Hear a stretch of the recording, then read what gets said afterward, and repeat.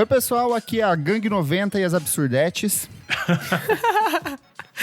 Oi, pessoal, vocês adoram Almeida da Popload Radio. Eu sou Renan Guerra do Screenel. Eu sou o Nick Silva do Monkey Bus. Eu sou Marcelo Costa do Screenel também. Aê! Estamos em família, que pai e filho hoje, olha só que programa gostoso. E no programa de hoje, os melhores discos de 1981. A gente vai voltar 40 anos no tempo para relembrar alguns dos trabalhos mais incríveis da música brasileira e internacional lançados em 1981. Certinho, gente? Certíssimo. Mas antes o que, minha amiga Isadora Almeida? Gente, antes a gente pede pra você que tá ouvindo, se ainda não segue a gente nas redes sociais, vai lá, @podcastvfsm. Estamos em todas, hein? A gente quer mais engajamento no Instagram, confesso. No Twitter tá ficando... No Twitter o babado tá bonito, mas peço mais engajamento no Insta, pessoal. Temos também o nosso site, vamosfalarsobremusica.com.br. Fica lá tudo compiladinho, todos os episódios, todas as dicas pra vocês não perderem nada. Temos também o nosso Padrim, padrim.com.br/podcastvfsm. A partir de R$5 vocês podem ajudar a gente aqui no nosso TI, na manutenção, né, Nick? O pessoal ajuda a gente aqui sempre a pagar tudo em dia. E Kleber, quem paga tem direito ao quê? Quem paga tem acesso ao nosso grupo fechado para assinantes e participa aqui das gravações ao vivaço. Ele que tá sempre aqui, ó, Fabrício Neri, tem o Jefferson Kozenieski, Maria Lua. Hoje temos a presença da Maria Eduarda Ishida, olha só, e do Keiones. Então, sejam muito bem-vindos e fiquem à vontade no nosso humilde programa. Ai, tudo, é isso, gente. Se quiserem usar só calcinha enquanto ouvem a gente, fiquem à vontade, que eu estou assim nesse momento. Tá bom, mas deixa a câmera fechada, tá? Tá bom, é isso. Boa. Vamos falar sobre música, gente? Bora! Marcelo, sempre que a gente grava esses programas especiais de anos, de décadas específicas, a gente faz uma pergunta. Onde vocês estavam em 1981? Eu não sei se você já era nascido em 81. Já era muito bem nascido já. Eu sou de 1970, então em 81 eu devia estar na quinta série em Taubaté. Quinta série eu devia estar na escola Magalhães Bastos, que fica no alto da cidade, assim. Foi uma época bem complicada. Estudou com a grávida de Taubaté, Marcelo? Não. Essa é uma coisa dos anos 2000. Nessa época não tinha, não. Você já tinha alguma relação com música nessa época? Você já curtia ouvir música ou ainda era uma coisa... ou era muito novo ainda? Já curtia, mas não era uma coisa maluca como é para nós hoje em dia, assim, para nós que estamos aqui gravando. O meu pai, né, nos anos 70, eu tenho uma grande coleção que toma minha sala inteira. É verdade. CDs, vinis e tal. E o meu pai tinha também uma coleção dessas de MPB, então todos os clássicos, Chico, Elis, Caetano, Gil, Jorge, ele tinha tudo. Legal. Uma coleção do mesmo tamanho que eu tinha, ele tinha, então ele dava festas em casa, então eu sempre estava ali de olho. Em 81 já é um capítulo um pouco complicado, porque meus pais se separam em 79, quando eu tinha 9 anos, e aí a gente começa uma fase de decadência familiar, assim, meu pai sai da cidade, fica só minha mãe. A gente acabou indo para Taubaté, porque meu pai foi trabalhar lá, então eu nasci em São Paulo, minha mãe também é daqui. Então, a gente acabou ficando por lá, eu fiquei por lá mais 19 anos, e a gente acabou fazendo Taubaté a nossa casa, mas foi um ano, por isso que eu falo que foi um período complicado, porque aí eu começo a me redescobrir sozinho, sem ter a figura paterna em casa, e a música começa a entrar nesse período, assim. Legal. Porra, legal história, hein? Eu acho muito legal essas pessoas que têm essas discografias inteiras dentro de casa. Minha família nunca teve isso. A Isa teve também, né, Isa, quando você era pequena? Um pouco, sim. Sim, sobrou umas coisas. Que, assim, reza a lenda, lá em casa meu pai sempre conta que ele tinha uma grande coleção, mas isso se perdeu porque meus avós se mudavam muito de casa, e aí quando meu pai ficou mocinho, né, daí tipo vinil, começou a ouvir cassete, começou a ouvir CD, e enfim, né, a tecnologia foi mudando. Mas se perdeu, assim. Mas sobrou umas coisas dos meus avós e da minha mãe. Chique. E olha só o que aconteceu no ano de 1981. Nessa época, a gente estava com o último presidente militar, então era o João Figueiredo, que ele ficaria até 1985. Já estava naquele período de redemocratização, de abertura, a volta do exílio de muitos artistas famosos. No começo do ano, o Ronald Reagan, ele toma posse como 40º presidente dos Estados Unidos, substituindo Jimmy Carter. Meses depois, ele sofreria um atentado, então, tipo, essa coisa de presidente sofrendo atentado desde sempre nos Estados Unidos. Ai, que horror. Em 4 de fevereiro, nasce Sabrina Sato, nossa querida Grande atriz e acontecimento. apresentadora. Ai, Grande amo. acontecimento. Marcelo, você colocou uma coisa aqui, que é o show do Queen no Morumbi nessa época, né? No dia 20 e 21 de Exatamente. março. É um dos primeiros grandes shows dos anos 80 no Brasil, e que praticamente ele abre caminho para o Rock in Rio, que é ali Sim. que o Medina vê que a gente tem público, ele começa a negociar com o próprio Queen, que é uma das primeiras bandas que ele fecha. Uhum. Então ele vê que de repente, e o Queen também acaba falando bem, né, do show em São Paulo, porque é muito interessante o mercado de shows nessa época no Brasil, porque a gente era uma selva, né? Todo mundo os grandes artistas de fora olhavam o Brasil como uma grande Amazônia. Se eu for para lá, vão roubar meus Verdade. instrumentos, vão roubar aparelhagem de som e tal. Então, essa vinda do Queen, ela, logo depois a do Kiss, em 83, elas praticamente sedimentam, assim, que a gente, bacana, é confiável a gente ir pro Brasil, e aí o Queen vai voltar em 85 no Rock in Rio e vai ser aquela febre toda, assim. Esses 2 shows no Morumbi aí são históricos. Legal.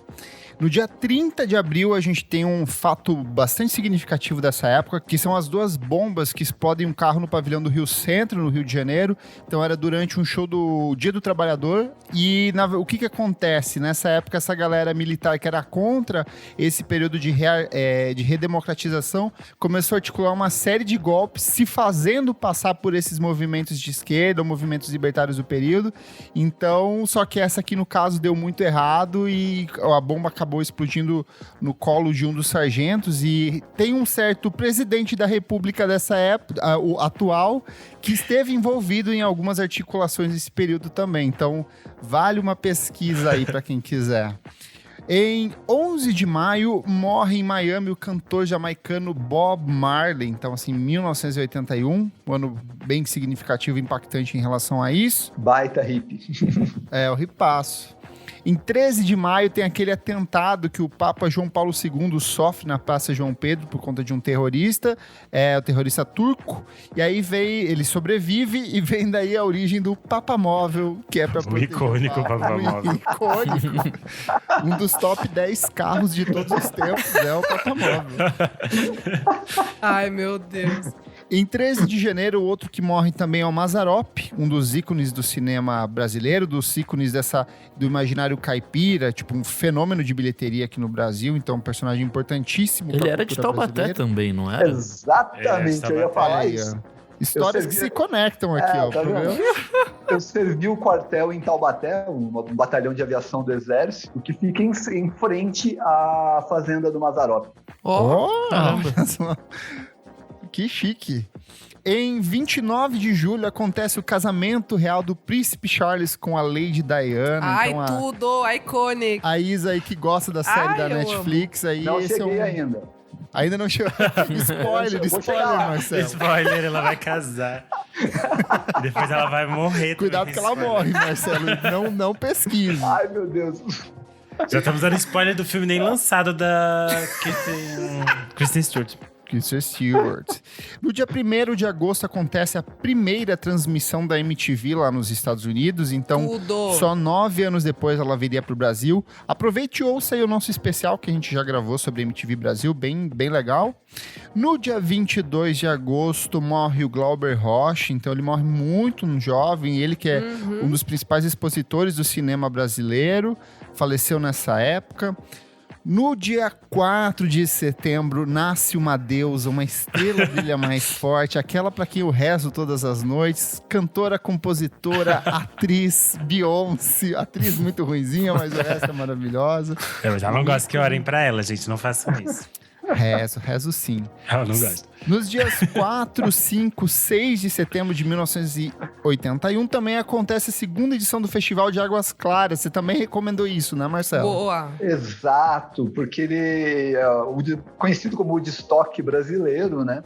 E ele ganhou um documentário excelente que está na Netflix, O Barato da Iacanga. Sim, perfeito. E que também ganhou um DVD com 5 horas de extras, que saiu pela Versátil, vem pôster, vem os cambal assim. E é muito, muito bacana a história. Boa. Já recomendamos aqui em várias edições, na verdade. Sim. Acho que todo mundo É muito bom esse É muito bom. No dia 2 de dezembro, nasce ela que hoje está livre, Britney Spears.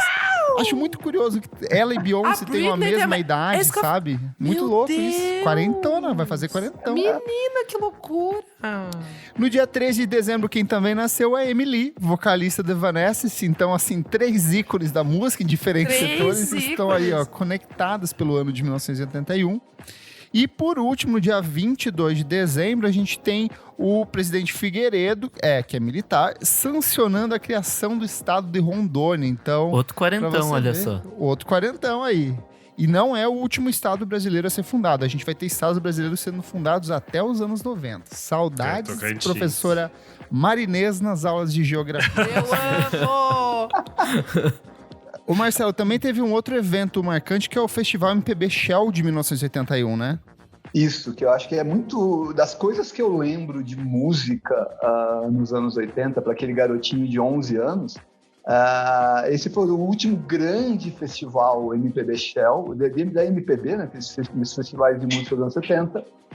E ele foi muito particular, porque foram 4 eliminatórias com 12 músicas cada uma. Só para vocês terem uma ideia de quem ficou pelo caminho ali, Vitor Ramil, Walter Franco, Sandra Sá, Lenine e Lulu Santos. Caramba! Não ficaram entre os finalistas, foram todos cotados. E na final, quem ganhou foi a Lucinha Lins, e só que tipo, a música que todo mundo cantou foi Planeta Água, do Guilherme Arantes, foi a grande música. Nossa, hino. Então ela foi vaiadíssima. Quando anunciaram que o Guilherme estava em segundo e ela era em primeiro, ela foi vaiada. É possível ver isso no YouTube, assim, procurem. E foi o último grande festival. Outro grande ícone também desse festival foi a Gangue 90 com Perdidos na Selva. Sim. Foi para a final ali também, ficou entre os finalistas. E praticamente ele deu start para a New Wave brasileira. Eu acho que com isso a gente já pode entrar nas nossas listas aqui, puxando para os discos brasileiros. E assim como no programa dos anos 80, que a gente gravou ano passado, dos melhores discos, eu acho que 1981 é um ano de transição muito claro, assim, porque a gente tem esses medalhões da MPB dos anos 70, a gente vai ter Caetano Veloso, a gente vai ter Gilberto Gil, Chico, Gal Costa, todos eles lançam coisas em 1981, mas eu acho que o que é mais marcante da década de 1980 ainda viria pelos próximos anos, né?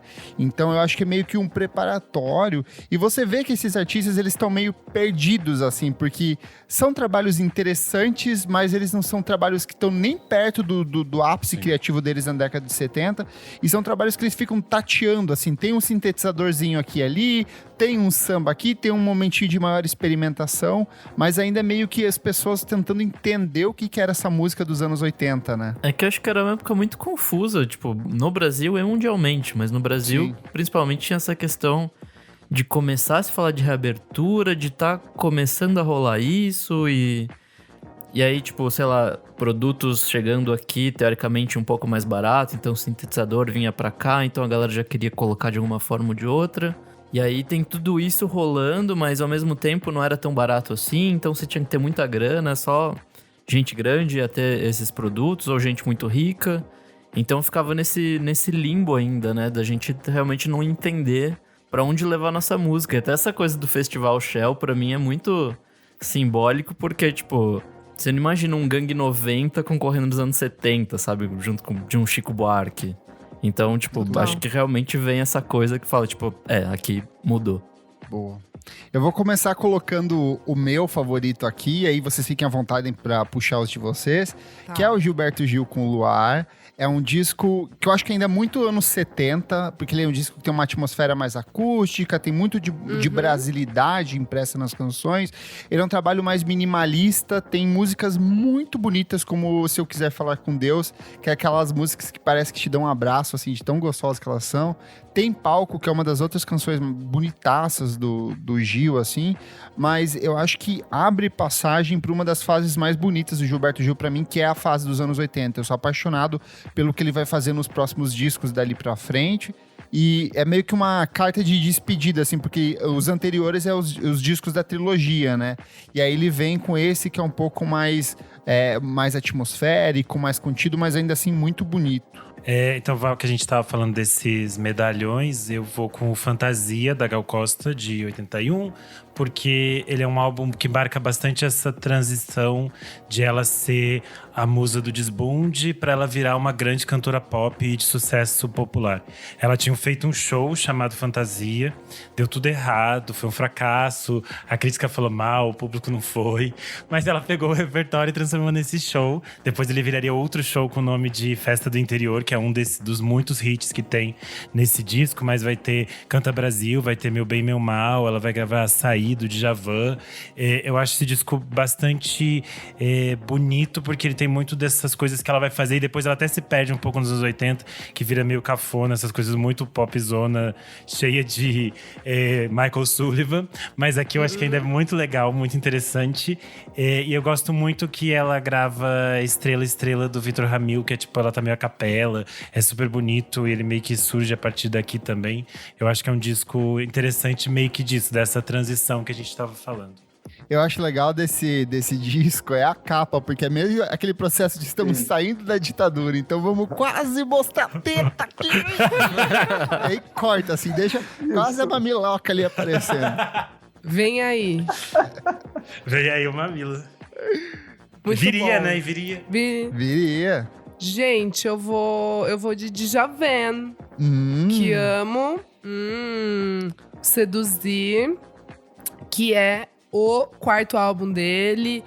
Assim, parando pra ouvir, parece meio que um apanhado ali do começo da carreira do Djavan, mas ele abre pra outras possibilidades. Tanto Sim. que tem ali Pedro Brasil mesmo, que é a faixa que abre. E ela é mais um samba, então tem...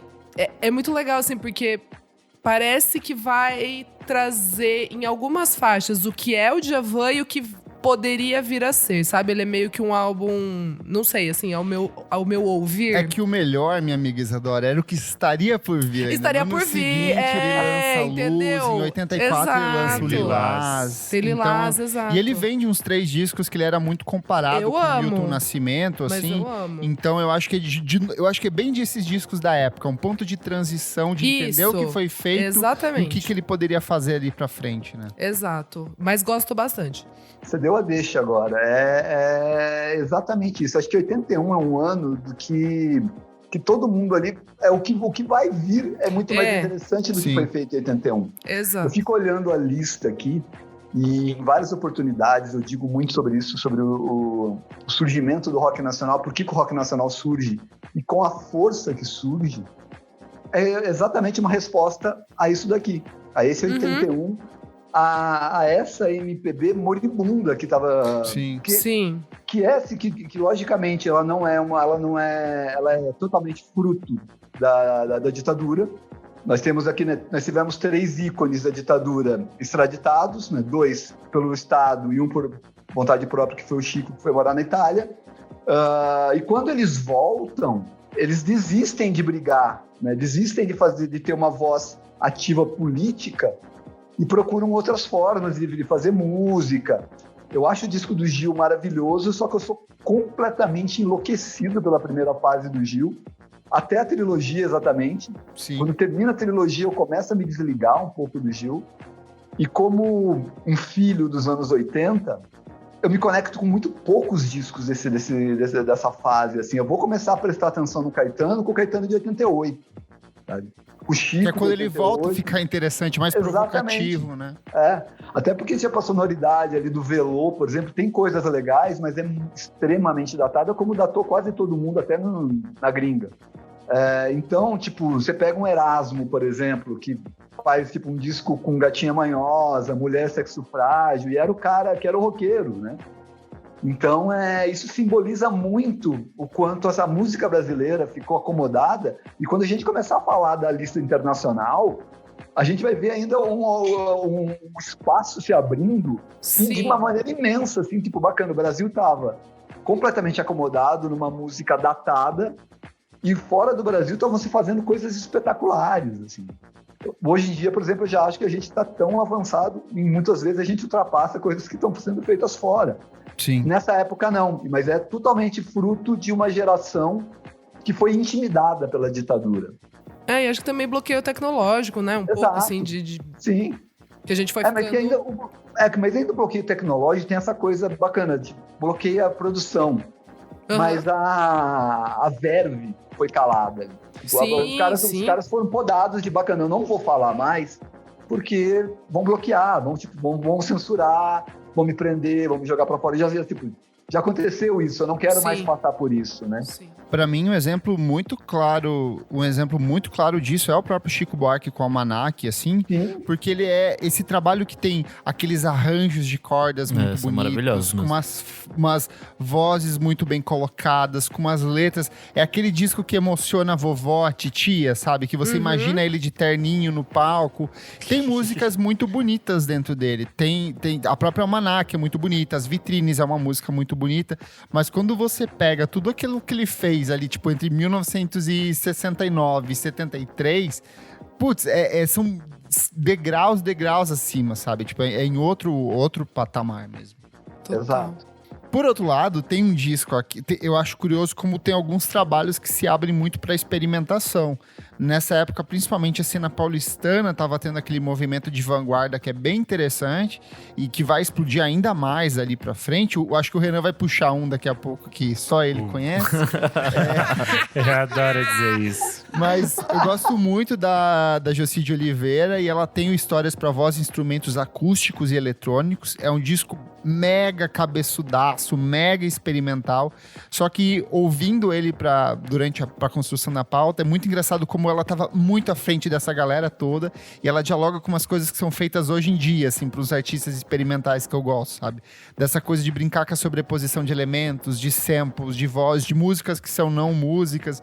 Então é legal ver como no meio desse universo de morosidade, de marasmo e de cansaço, tinha alguns pequenos pontos de experimentação que são muito interessantes também. O Kleber falou que eu ia puxar, nesse sentido de São Paulo, é o Grupo Rumo, que eu sempre falo por aqui. E o Grupo Rumo lança em 81 o disco chamado Rumo, que é o meu preferido. Apesar de ter muita gente que gosta muito mais do diletantismo, mas eu gosto muito desse, porque ele é bastante experimental nesse sentido da experimentação deles com a palavra, com o formato de canção, eles ficam misturando. O Tati tava completamente doido, então às vezes a música não parece nunca uma música, é só basicamente eles numa grande conversa. A voz da Nata muito, muito bonita, e eu acho muito interessante que abre caminho porque eles vão fazer em 82, que é o Rumo aos Antigos, que é quando eles pesquisam esse universo de música brasileira e resgatam muitos compositores. Então eu acho que é um trabalho bastante interessante e que é bastante pontual do que vai vir também pra frente, que vai ser toda a vanguarda paulista, o Itamar, o Arrigo, todas essas coisas. Eu tava pensando no Caetano aqui, porque eu ouvi muito Luiz Estrela. Na verdade, acho que um dos primeiros discos que eu tive do Caetano era uma coletânea, e Luiz Estrela era uma dos meus favoritos, assim. Mas eu queria puxar o do Elomar. Elomar bateu muito ele é maravilhoso. forte em Taubaté, assim, né? Tipo, a gente ouvia muito, principalmente a turma da comunicação social ali. Não é algo que eu ouvi em 81, sabe? Tipo, não existiu para mim isso em 81, porque era numa cidade interior, 200 mil habitantes. Ainda que fosse entre o eixo, né? A gente estava a 2 horas de São Paulo e 4 do Rio, mas a gente parecia no deserto. As coisas só chegavam mesmo através de televisão e rádio. Então era Roberto Carlos, Beth Carvalho, o próprio Caetano. Então, Elomar foi uma descoberta tardia e que foi muito, muito, muito bacana, assim. O Elomar, eu acho que é parte dessa nova leva de artistas que as pessoas estão redescobrindo atualmente, assim. Então, teve os relançamentos dele em digital. Eu acho que o disco mais conhecido é o primeiro lá, que é o das Barrancas do Rio Gavião. Mas esse que você tá falando, que é o Fantasia Leiga para um Rio Seco, também é um baita trabalho de cancioneiro popular, de música regionalista. Então, vale muito a pena quem gosta, quer entender um pouco o que é o true folk, a folk brasileira, música caipira, música popular mesmo. Então, acho que vale uma imersão no disco, na obra dele, de maneira geral, né? Boa. Falando desses que a gente comentou, desses medalhões, desse espaço de transição, em 81 a Bethânia lança Alteza, que é um disco muito de transição, que ela tá muito, assim, estou fazendo muito sucesso. Ela já tinha lançado Mel, ela já tinha lançado Talismã, ela tava vendendo milhões e ela tava tipo assim, não sei se é isso que eu quero fazer agora, sabe? E aí o Alteza é meio que, tipo, ela fecha essa porta dos hits. Ele também é um sucesso, ele vai vender 750 mil cópias. Ele tem algumas músicas que vão entrar muito no repertório dela, como Purificar o Subaé, Maravida, umas coisas assim.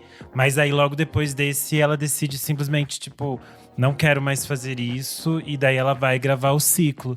E é interessante porque ela se nega a entrar nesse universo de, tipo, todas aquelas coisas, aqueles erros que a Gal cometeu. Ela diz, gente, eu não quero fazer isso. Tipo, não quero fazer Michael Sullivan, não quero fazer tecladinho aqui, não quero isso, eu quero uma viola aqui, por favor. E as gravadoras não querem. E daí, tanto que essa parte da discografia da Bethânia fica meio… As pessoas não vão muito a fundo nessa. E muita coisa hoje em dia nem tem direito no Spotify, tá começando a entrar agora, tá meio bagunçado. Então eu acho que é uma parte meio que as pessoas estão redescobrindo esse momento dela. Uma que eu quero puxar aqui é uma pena que essa cantora já morreu, que era a Baby Consuelo. Hoje existe uma outra pessoa viva aí que Baby of das Brazil. músicas dela. Baita ripaço! Mas nessa época, essa senhora Baby Consuelo, que estava viva, hoje não mais, hoje jaz imortal em nossos versos. Ela lançou um disco que eu amo, que é o Canceriana Telúrica, que tem uma sequência de músicas muito… A capa desse disco é icônica, mas pra mim ela abre uma sequência de discos que são maravilhosos da falecida Baby Consuelo, que é o Cósmica, de 1982, e o Sem Pecado e Sem Juízo, de 1985. É o puro creme da música hippie, assim, alto astral, new wave, tudo assim, magia, loucura, drogas. Uma pena que ela acabou morrendo no comecinho dos anos 80 e depois nunca mais. Ai, meu Deus do céu. Gente… Deixou uns 10 filhos aí, mas tudo bem. É isso. Deixou o SNZ. Deixou o SNZ. Que depois também morreu. Que morreram todos também. Ai, gente, que horror, batendo Nossa, madeira. Karma da família. Que horror. Gente, eu vou o quê? Com ele, Roberto Carlos, de 81. Ai, gente, esse tem clássico, hein? Esse é das mamães. Esse é das mamães. Esse já chega pra galera que vai no cruzeiro hoje em dia, hein? 50, 60 mais, esse aqui é Emoções em Alto Mar. Não, gente, pô, bonito esse álbum aqui. Não, esse disco é um dos mais vendidos dele da década de 80. Assim, é uma coletânea de clássicos da música romântica. É o Roberto, mais uma vez, entendendo a fórmula música da vovó e fazendo um disco assim pras tias. Então Não, e ele já também, né, ali mais velho, já está super estabelecido. Mas Cama e Mesa, por exemplo, até hoje é uma das músicas mais tocadas da discografia dele. A própria Emoções virou uma canção icônica. Cara, então… Eu como adoro assim? o look da capa. É muito chique, é icônico. Ele tá super… Ele tá super… Não, e ele já tá meio assim, tipo, raw, sabe? Tipo, charmoso pras vovós, sabe assim? Tipo, ai, nossa, que bonitão o Roberto. Ah, é muito 40 bom. anos atrás. Né? Pô, e ainda arrancando os suspiros das velhinhas. Cara, Emoções. Tem também, qual que é boa? Camimê. Eu Preciso de Você. Gente, É tudo. vários Esse aí, clássicos. eu acho que do repertório de final de ano da Globo, umas 10 vem desse disco aí. É verdade. E é um dos milhões de álbuns que se chama Roberto Carlos, né? Que Sim. coisa. É que depois do final dos anos 60 ali, eu acho que o último que ele lança é o Inimitável e depois ele só lança discos Roberto com o nome Carlos. de Roberto Carlos. Roberto Carlos. Ele é a Angélica com a discografia, mano. Gente, só pra fechar aqui os brasileiros e já pular pro internacional, tem também Alcione, tem Zé Ramalho com a Terceira Lâmina, tem Beth Carvalho, que não é até nem Beth Carvalho tava lançando disco bom. E Ney. Os antes e depois são bons. E O do Ney Mato Grosso, o Renan já recomendou aqui algumas edições, e a capa que ele tem uns chifres assim, não é? Não é esse. O que eu recomendei era outro. Era outro? Mas Esse aqui é o que tem Homem com H, que é o clássico dele, que fez um grande sucesso, mas eu acho a produção muito estranha desse disco. Tem um eco, tem umas coisas meio muito anos ouvir. 80. Tá. E aí, não sei. Mas tem um hit, Homem com H é um clássico. É isso. Toda criança viada foi apontada com essa música. Enfim, música brasileira, melhore. Esperamos dias melhores. É isso. Vai. Vamos pros internacionais, gente? Bora. Nick, você que está caladinho, o que você quer puxar aí? Eu vou começar com um disco muito ruim, na verdade, que não está na Meu lista. Deus. Que é o Face Dances, do The Who. Que é um disco que basicamente aponta a morte roqueiro. de uma banda que já foi muito boa. Ah, entendi. E aí, tipo, eu acho que isso também aponta um estado do rock que era de tentar se renovar a qualquer custo, porque Sim. essa fase, principalmente, acho que o The Who já tinha experimentado bastante coisa com sintetizador nos anos 70 ali. Então, nesse eles tentam levar ainda mais coisa e fica, tipo, esquisito. E aí, tudo bem, também tem a morte do baterista e tal, que era super importante. Mas, enfim, acho que mostra muito dessa coisa de medalhões dos anos 70 estarem, tipo, muito perdidos com os novos rumos da música. Então, acho que grande parte das coisas que eram esses medalhões, esses mais clássicos, eles não fazem discos exatamente bons. Eu acho que esse começo dos anos 80 tem muito mais disco de gente nova, ou tipo, sei lá, segundo, terceiro disco, do que da galera que tem tipo uns 10 já. Uhum. Por outro lado, meus queridos do Kraftwerk, que vinham de uma sequência de discos absolutamente fantásticos, lançam em 1981 um dos discos mais conhecidos da carreira deles, que é o Computer World. Tudo. Pra mim, ele é a base de música eletrônica pra muita gente, e não só isso, ele é um disco que foi altamente sampleado Forjou dentro o do hip funk. hop ao longo do funk, o hip hop, todo mundo chupinhou as batidas disso, tanto que a banda tem processos até hoje rolando na justiça pra reaver Bom dinheiro demais. do que foi sampleado. E ele é um disco muito bom. Tem uma das minhas músicas favoritas do Kraftwerk, que é o Computer Love. Mas a Tudo. própria Computer World, eu acho muito engraçado esse conceito de... na época eles não eram senhores velhinhos, mas pessoas tentando entender esse conceito do computador pessoal, que na época não eram tão pessoais, eram máquinas enormes ainda. Mas eu acho um disco fantástico e essencial pra quem gosta de música eletrônica. Pra frente, né? Já. Bem pra Esse frente. é o Frentex. futuro ali pra Frentex. Gente, eu preciso começar com ela. Minha fada, minha bruxa, minha rainha maravilhosa. Perfeita. Stevie Nicks. Com Discão. Bela fucking Dona. Primeiro álbum dela, cara. Ela já chega tipo assim... Pá, galera, vou trazer aqui pra produção o Jimmy Iovine, que é meu boy. Ele vai produzir aqui comigo. E ela chegou vai falando ter bem participação. assim, pá, galera, porque ela tava muito louca. Muito louca, exatamente. Muitíssimo da louca. Se você cheirasse a Stevie Nicks O nessa cabelo época, você ficava dela louco. tinha, Ele assim... vinha com vozinho. Ele vinha com o cabelo Mas dela aí já eu- vinha com um pozinho escondido. E aí, assim, gente, ela também traz Tom Petty na Edge produção. of 17. Essa é uma das Não, melhores tipo, músicas não, da calma, história. Meu Deus. gente. Calma, a gente tem muita coisa pra falar aqui ainda.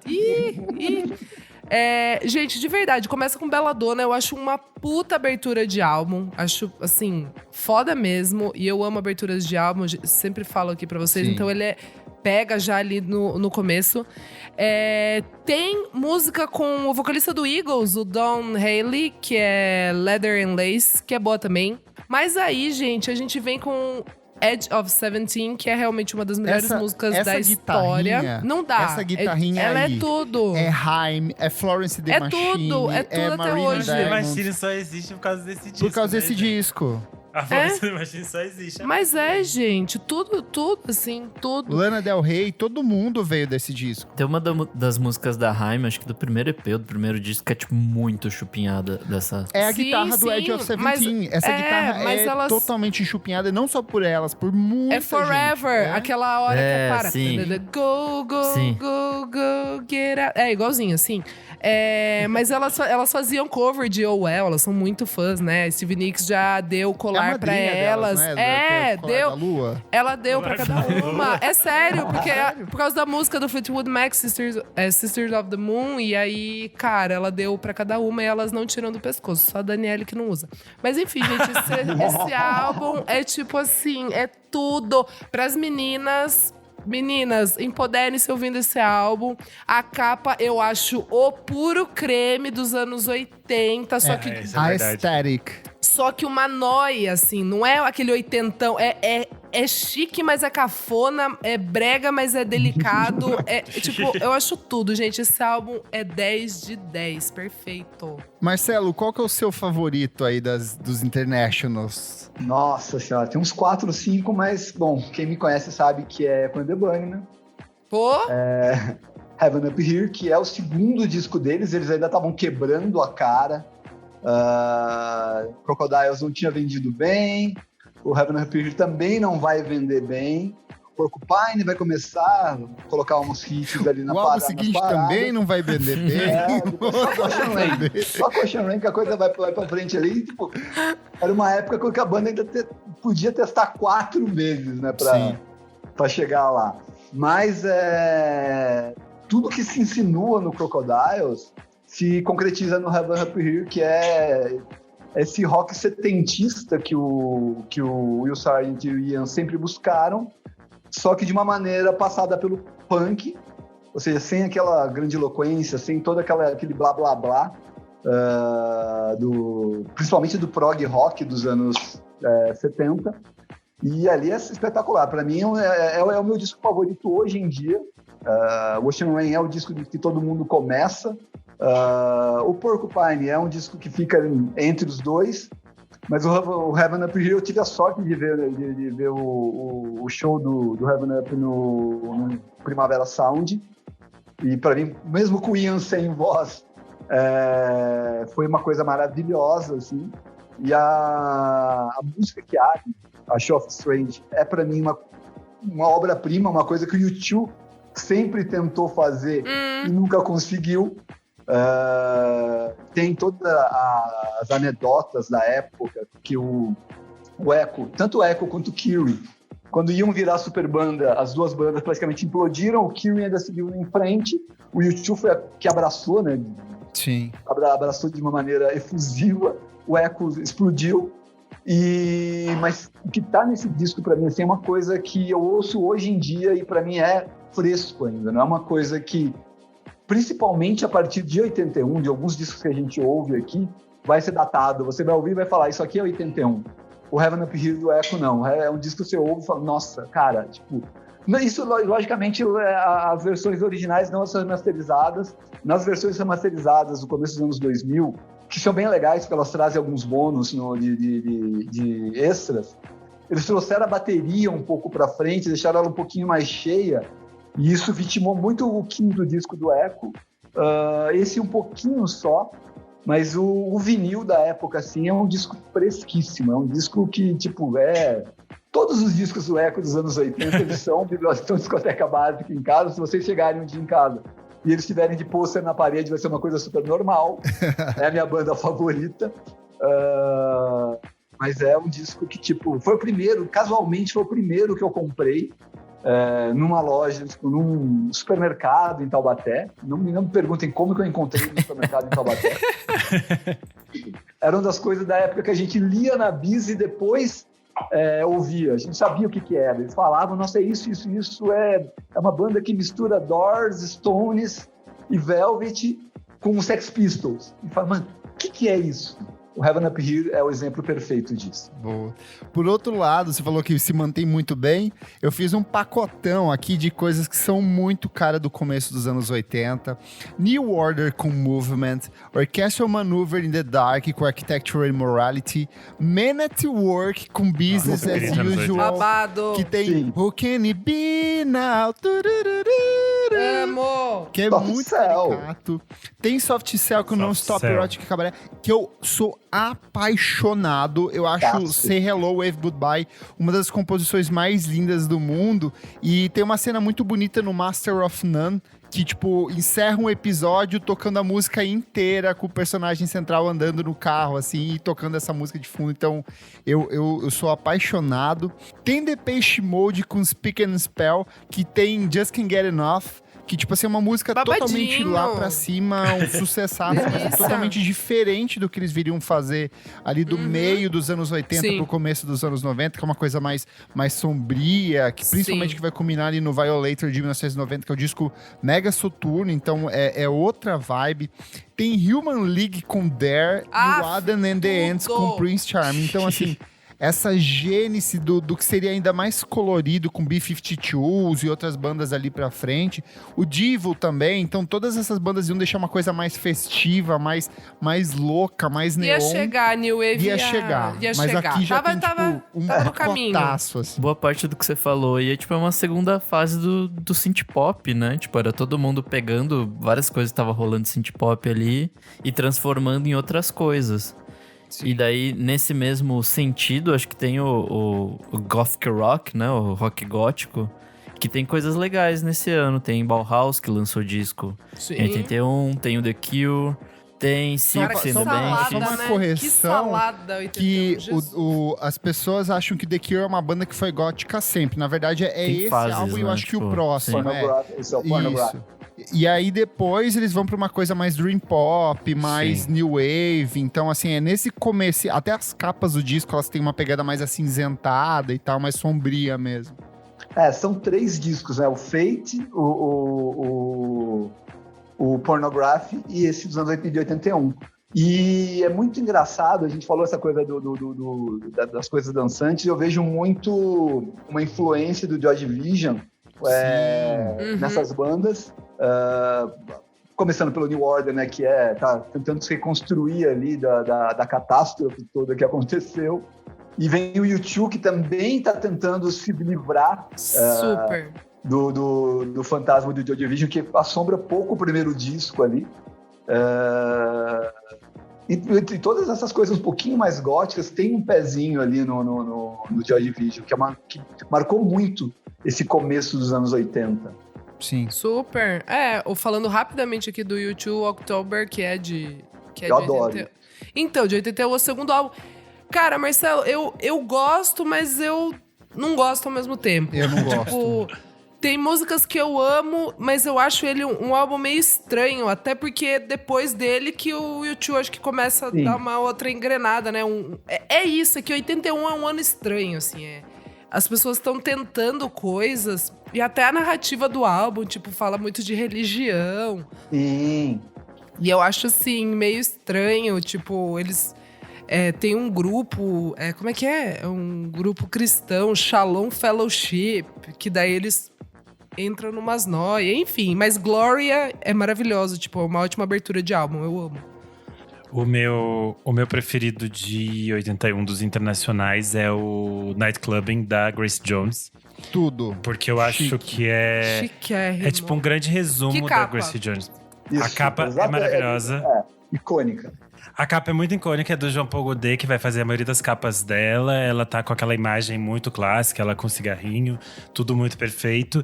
E eu acho que muitas vezes a gente conversa muito sobre a estética da Grace Jones, o impacto visual dela. E muita gente não ouviu os discos. Eu acho que o Nightclubbing é uma boa porta de entrada. É o Porque Rush não- Murphy. Basicamente é o Rush Murphy. A é mesma mesmo, coisa. é Todas mesmo. essas coisas que gay ouve hoje em dia, ela tava fazendo há 40 anos. Não, praticamente todas as artistas, né, dos últimos 40 anos copiam as coisas da Grace Sim. Jones em todos os campos. Sim. E ela própria já cansou de brigar por isso. E daí ela é sempre tida como a maluca que briga. Porque ela briga mesmo, gente. Porque estão copiando Tá na cara dura. certíssima. E ao invés de dizer E aí eu acho que esse disco é um bom resumo dela, porque tem aquelas coisas que vinham da disco music, que ela fazia lá nos primeiros discos, que é esse negócio meio pós-disco. Tem essas coisas que conversam com o reggae, que ela sempre vai trazer. Tem tipo, I've Seen Them Face Before, que é uma versão dela pro Astor Piazzolla. O clipe é maravilhoso, ela fica tocando sanfona. É tudo muito maravilhoso, muito classudo. Eu acho que musicalmente é um puta disco. Tem muito a ver com as coisas que também ela vai apresentar durante a década de 80. Eu acho um disco, assim, surreal de bom.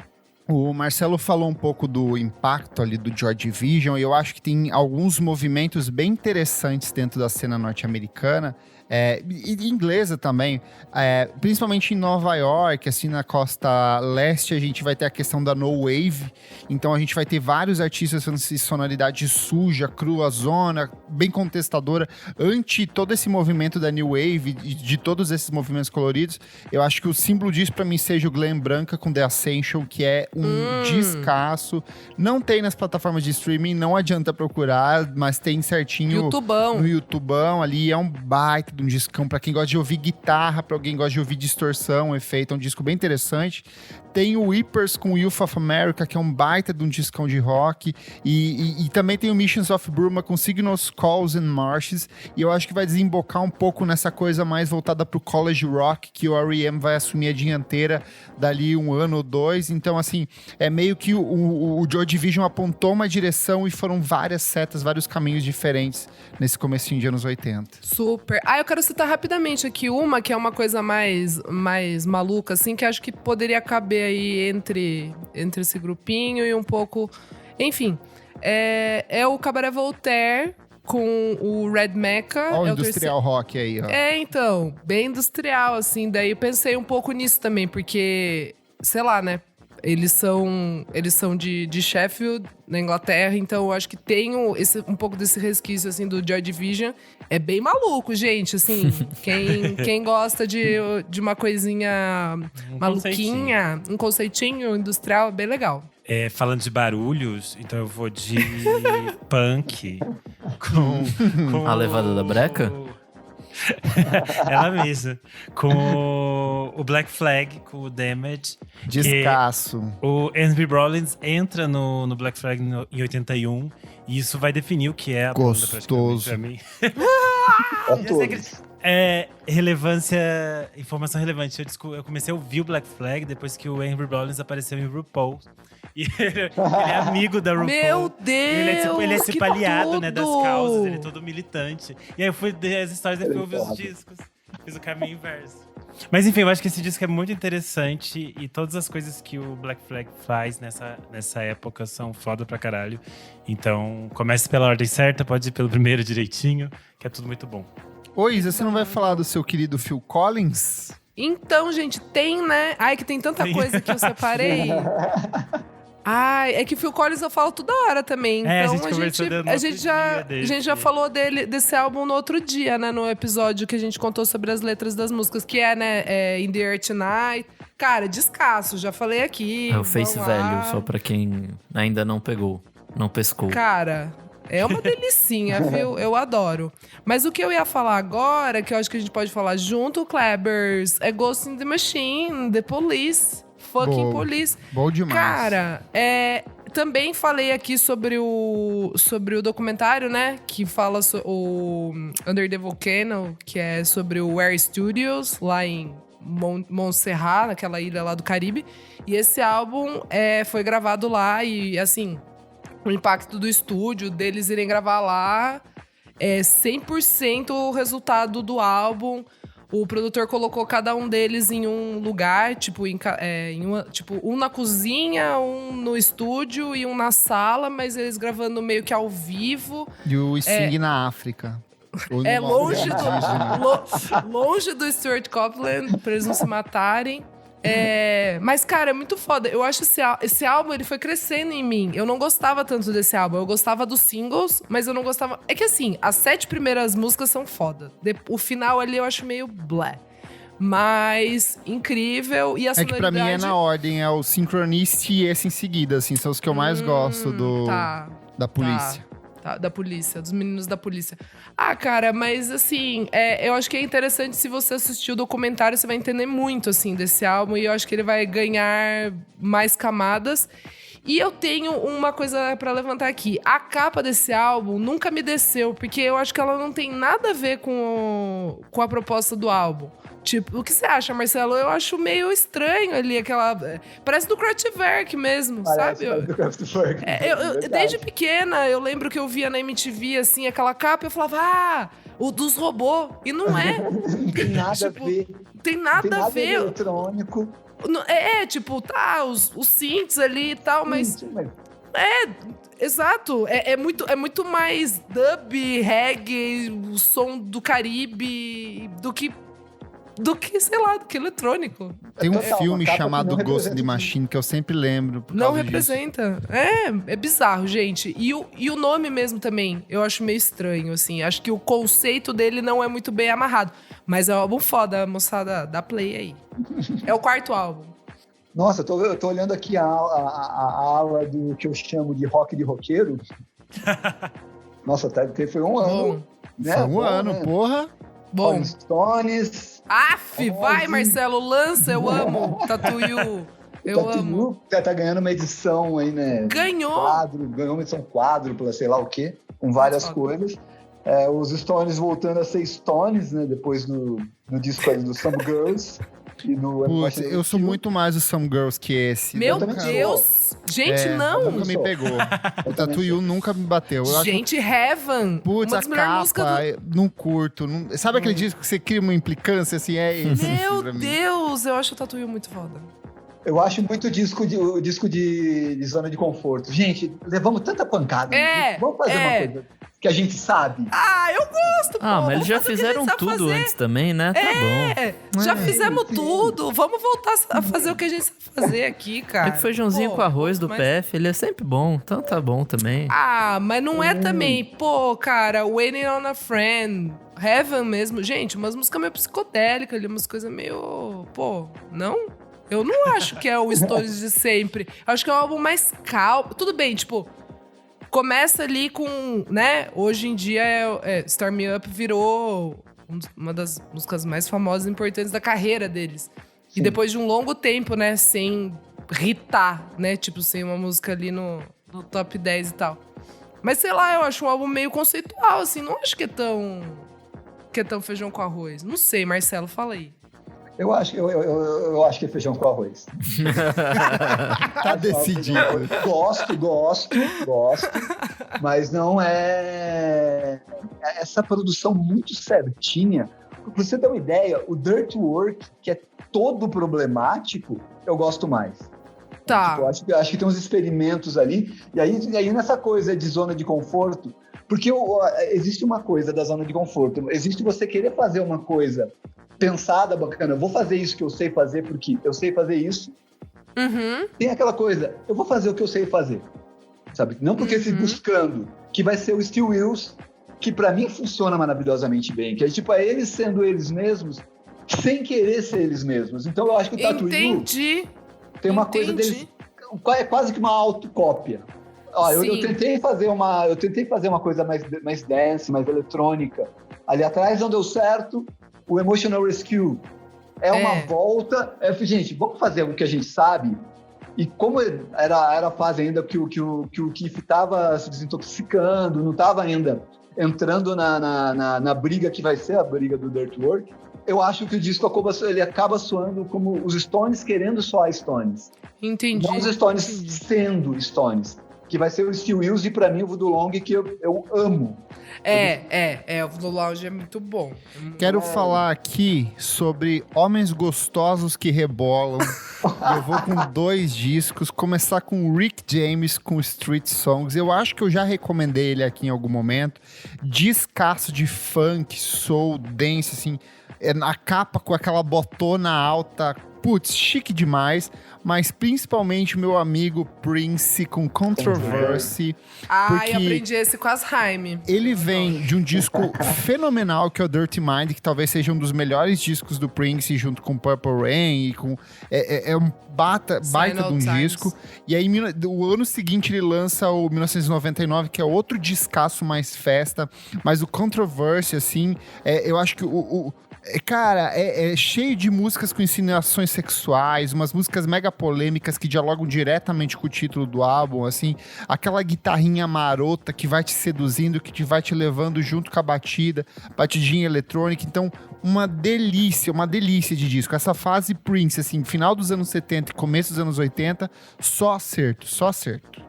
Bom demais. Bom, vamos pra uma coisa que eu acho totalmente detestável, mas pode ter quem goste, né? Que é Motley Crue com Too Fast for Love, que pra mim é o começo de uma coisa que eu odeio, que é o glam metal e hair metal e paradas assim de... Puta, eu acho musicalmente bem pobre, assim. Tipo, visualmente, esteticamente, pode até ser divertido e tal.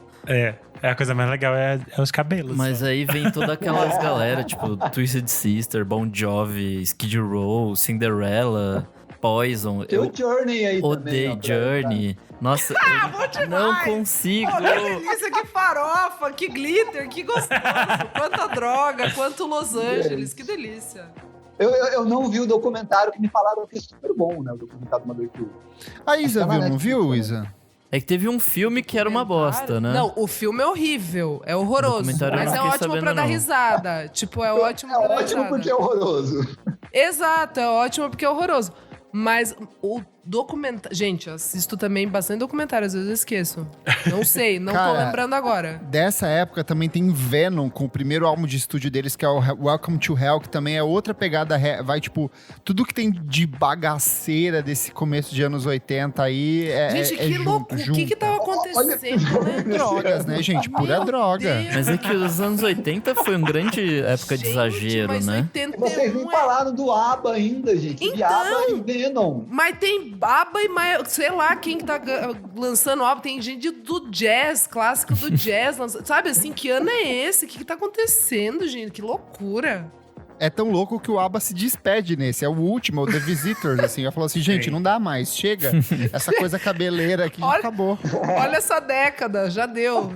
Um ano já não dá mais, chega. Preciso falar de um aqui, ó, que é bem importante, que é o Six and the Banshees, com Juju. Ele é um disco bem emblemático, porque ele vai pautar muita coisa do que vai ser feito no final dos anos 80 e começo dos anos 90. Bom. Então, Cocktail Twins, Bjork, todas essas coisas que a gente gosta, eles meio que preparam o terreno, assim, em 1981, é um disco que continua muito bom até hoje, assim. A própria e o banda, delineado dela continua muito bom até hoje. Exatamente, maquiagem aí. A maquiagem dela também é perfeita até hoje, é uma banda maravilhosa, tudo de bom. Vocês não vão falar de King Crimson e Rush, vocês que são roqueiros? Nick, Marcelo. Olha, eu vou falar que eu faltei nessas aulas aí. Eu conheço de King Crimson, são outros discos. Eu tava ouvindo o Rush hoje, inclusive, mas não é.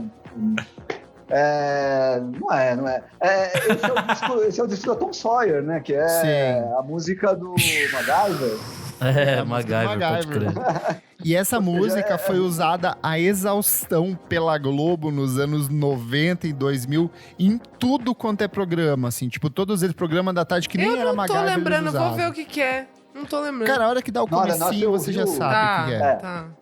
Mas eu vou te falar que eu ouvi esse disco pra pauta e eu achei que o Rush essa fase mais progressiva do Tame Impala me lembra muito o Rush nesse comecinho. Assim. Então eu vou gostar. Explicado porque eu não gosto de Tame Impala. Essa coisa meio prog, meio synth, com umas músicas mais espaçadas, mas com fundo de música pop. Vou ouvir. Ele é o disco mais popular do Rush, assim, tipo, principalmente por conta do sucesso. Então, acho que vem depois, que é um disco que eu gosto. Mas esse daí, exatamente por tudo que você tá falando, é uma coisa que me afastou dele. Ele é bem anos 80. Ele é uma, tipo assim, o que tem de rock dos anos 70 pra colidir com essa música nova que tá surgindo aqui. Então ele parece que é um híbrido desses dois extremos. Nossa, a galera que curte Rush, eu sei que é mó chata, vai surtar. Nossa, mas é muito impossível o vocal do Geddy Lee. Puta que pariu, aquela nhe. Não dá, cara. Não consigo. Parece um personagem.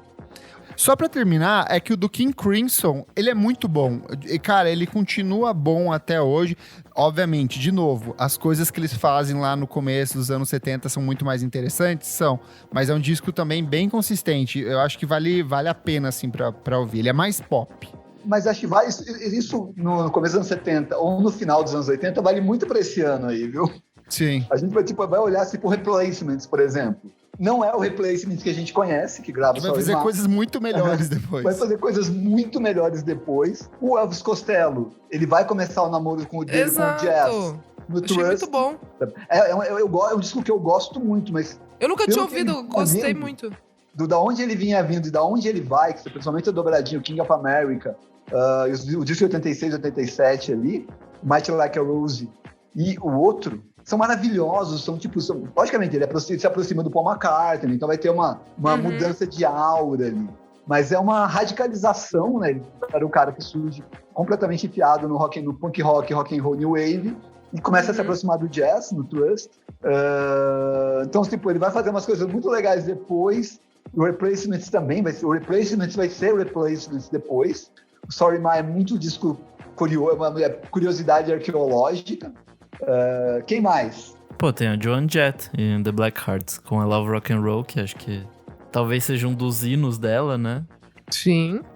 Eu quero, só pra fechar aqui, ó, todo mundo sabe que eu gosto muito do Talking Heads, e eles vêm ali de uma sequência de discos produzidos pelo Brian Eno que são fenomenais, e aí o David Byrne fala pro Brian, foda-se esses caras aqui, vamos a gente se unir, vamos lançar um disco, e a eles ruptura começa aí, o ego dele fala muito mais alto, ele fala, eu sou o geninho, vocês que lutem, e eles lançam My Life in the Bush of Ghosts, que é tipo, é uma combinação dos dois, tem aquela guitarrinha do Brian Eno, que é muito característica, aqueles timbres bem típicos da guitarra do Brian Eno, com as letras do David Byrne, então eu acho que é tipo um disco que sintetiza muito dos dois. Por outro lado, os outros membros do Talking Heads formam o Tom Tom Club, que lança um disco, que é tipo um disco bom, e que tem tipo Genius of Love, que é tipo assim o grande sucesso deles, e que é uma das músicas mais tocadas dos anos 80, que anos depois a Mariah Carey vai samplear pra fazer Fantasy, que é um espetáculo de música. Ai, que tudo! Ó, só pra falar que a gente não citou, para os roqueiros não ficarem bravos, a gente nem precisa comentar, porque é tudo cara que continuou fazendo a mesma coisa depois e continuou fazendo a mesma coisa, fazia a mesma coisa antes e continuou fazendo a mesma coisa depois, que é Ozzy, AC/DC e Van Halen. Sim, tá. Exato. 3 rock de roqueiro, assim, que tipo... Bom citar. Boa. Tem uma coisa da da leva nacional que a gente não falou, que é importante, é o Saúde, da Rita Lee. Ele é um disco bem marcante dessa fase de transição, porque é a primeira vez que ela usa a bateria eletrônica. Ela foi super criticada, falando, que bobagem que você tá fazendo, que merda é essa? E o disco tem, tipo, clássicos como Saúde, Mutante, umas coisas foda pra caralho. É um disco muito bom. E é um disco que ela já tá flertando com essa New Wave, que vai ficar gigantesca depois por aqui também. Boa, podia ter falado lá atrás. Então é isso, gente. Chegamos aqui no encerramento do bloco. Sentiu falta de algum álbum? Vá lá no nosso Instagram, na edição desse programa, e conta pra gente qual é o seu disco favorito. Pode ser o nacional e o internacional de 1981. Pode falar um disco que a gente esqueceu. Traz aí, o Renan trouxe de última hora o disco da Rita Lee. Você também pode trazer o seu disco que a gente esqueceu de falar. Certinho, pessoal? Certíssimo. Certo. Vamos pro próximo bloco do programa Não Paro de Ouvir.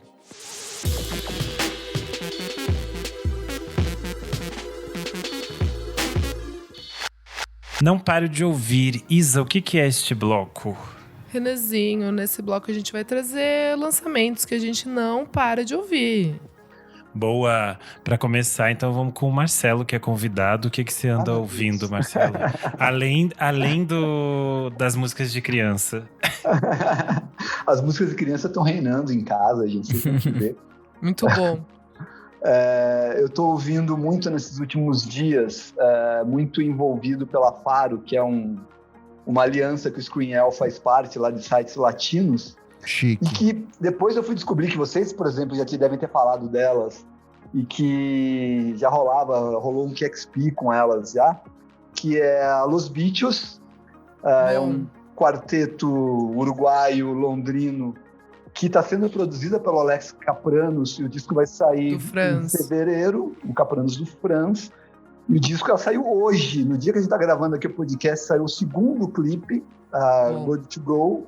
Elas já tinham lançado umas semanas atrás Las Panteras, é uma coisa meio de cúmbia psicodélica, cúmbia rock psicodélica, instrumental, 4 minas, é demais. Muito é demais bom. A estética dos clipes. Nesse segundo clipe que estreou hoje, o Alex, ele atua, ele é um dos personagens do clipe. No primeiro é uma coisa muito As Panteras mesmo, o seriado.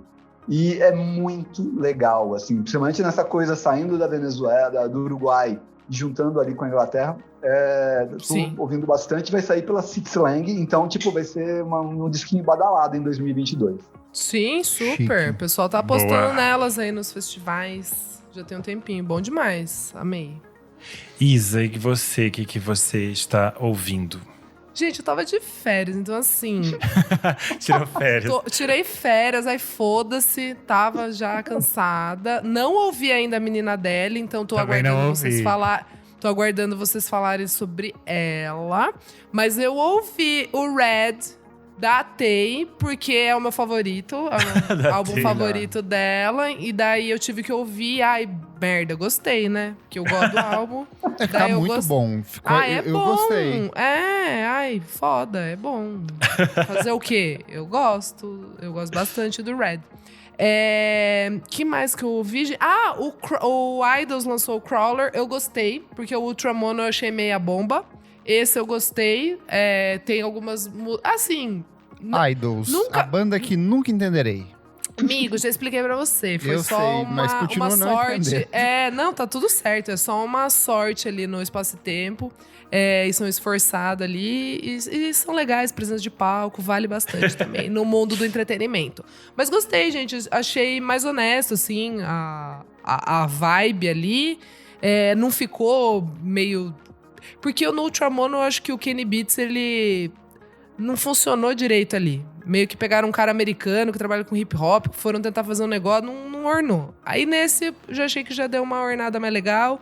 Gostei bastante de algumas músicas, algumas achei ok. Não sei se eu falei aqui do Beach House, falei? Não lembro. Once, Twice, Melody. A gente falou semana passada. Tá. Da Ivor também, semana passada, Baile. Essas coisas, tô ouvindo ainda, gente. Não tô muito... A gente falou nas suas férias. Isso. A da Mitski também, boa pra caralho. Também falou. Gente, tá tudo certo, então. Eu preciso ouvir as músicas que saíram essa semana. Arrasou. Nick Silva, o que você ouviu neste final de semana? Bom, eu quero aqui, primeiramente, requentar uma dica que você deu semana passada com o Revisitar do Pluma. QPzinho maravilhoso. Puta que pariu. Muito bom. A faixa título é sensacional, assim, amei demais. Minha segunda dica é... Disca. O Silk Sonic com An Evening with Silk Sonic. Eu não ouvi ainda. Não ouvi ainda também. Também não ouvi. Tudo. Esperando passar o hype. Assim, se você tá esperando alguma coisa de muito revolucionário e de que, meu Deus... Não, são só duas... Eu vou me divertir. E nem é sobre isso. São duas pessoas que se entendem muito bem musicalmente e que estão junto ali fazendo um sonzinho 70, 80, assim, R&Bzinho. É isso, pra vender disco. mais. É bom. Puta, é muito bom, é muito divertido. O disco é curtinho, assim, então, super dá pra rolar. O Anderson .Paak é um monstro na bateria, então os grooves dele ali são, fodas. Enfim, eu sei que tem gente que não gostou, mas foda-se. Ai, Eu tá amei. Gente, o Kleber. O Kleber tá fazendo mímicas aqui. Nick, eu tô com você. Quem assina o É Padrim bom. pode ver as mímicas do Exato. Kleber quando ele não gosta das coisas. Pode ver o live reacting do... Não falei nada. Gente, eu estou Vocês numa não falou fase. nada, ficou só pra quem tava aqui assinante. Estou numa Nick, eu tô fase com da minha você.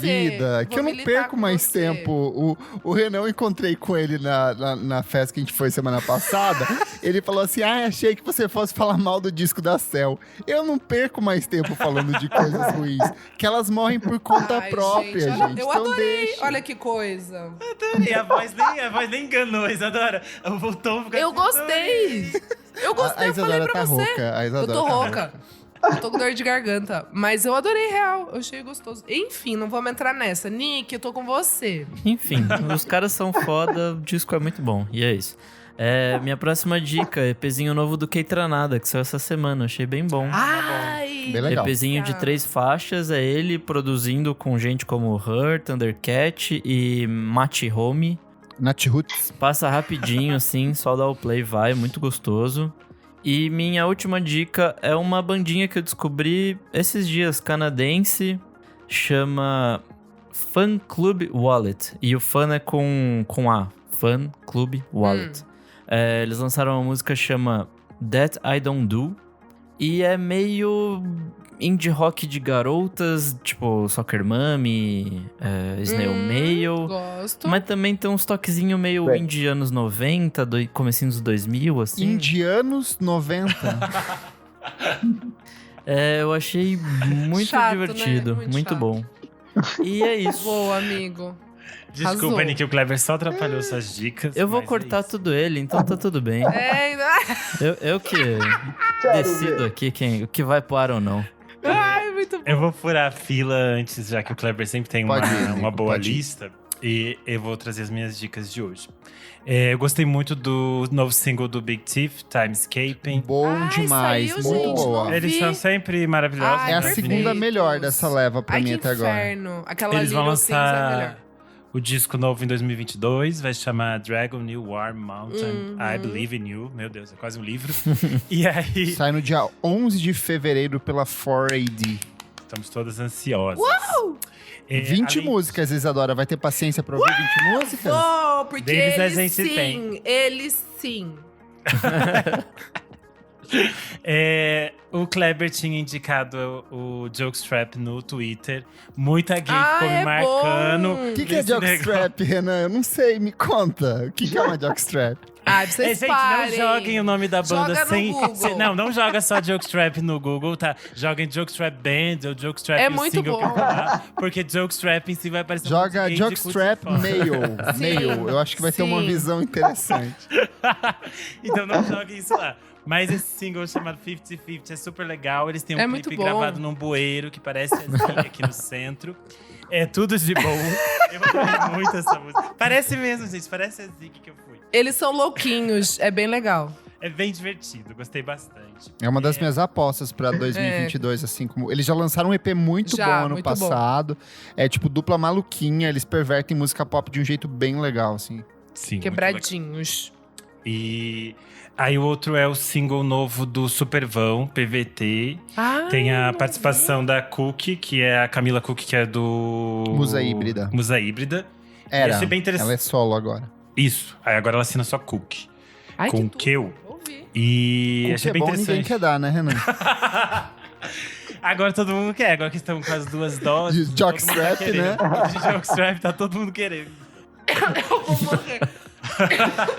A Isadora nunca se acostuma, né? Ela nunca se acostuma com essas coisas. Não. Ai, ai. Enfim. Aí, pra fechar, pra quem quer dar também, tem o novo disco da Jessie Lanza, DJ Kicks dela. Tá perfeito, bem Chique. classudo, bem chique. É pra você colocar uma calcinha bem chique, abrir um Com a champanhe. garrafinha d'água da Xuca, ela tá na mão ali.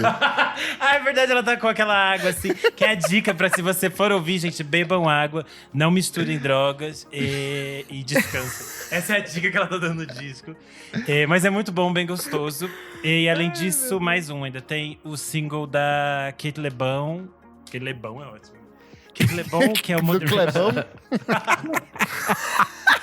Ai, vocês estão me desconcertando. concentrando nessa parte Para, do calma, carro. vai. Respira. Ai, hoje eu nem tô bebendo, ai, vocês são doidos. O novo single da Kate LeBon, que é o Moderation. Ela vai lançar o disco novo dela, Pompeii. Kate Le Bom.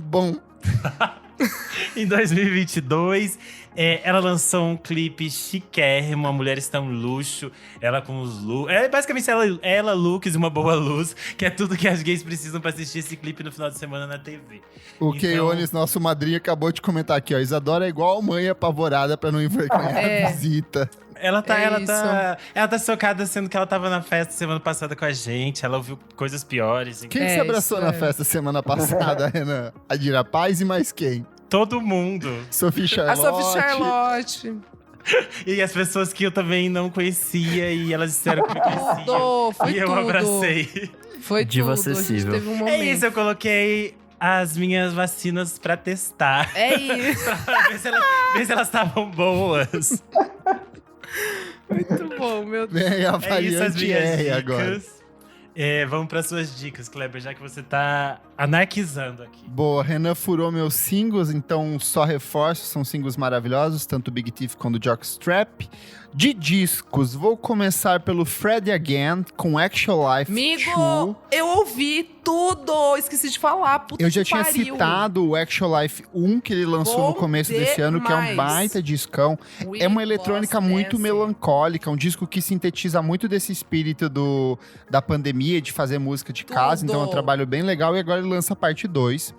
Gostei muito do novo álbum da Macaco Bong, chama Mundo Verbeiro, é um baita de um Que discão, legal. assim. Foi o primeiro disco também produzido por eles na pandemia, então tudo é gravado à distância. Só que ele tem uma homogeneidade muito foda, são umas músicas muito boas, com uma estrutura meio crescente, assim. Tem muito de ritmo regional, principalmente ritmo cuiabano, ritmo paraguaio. Então, nesse cruzamento de fronteiras, nessa região ali onde a banda se formou.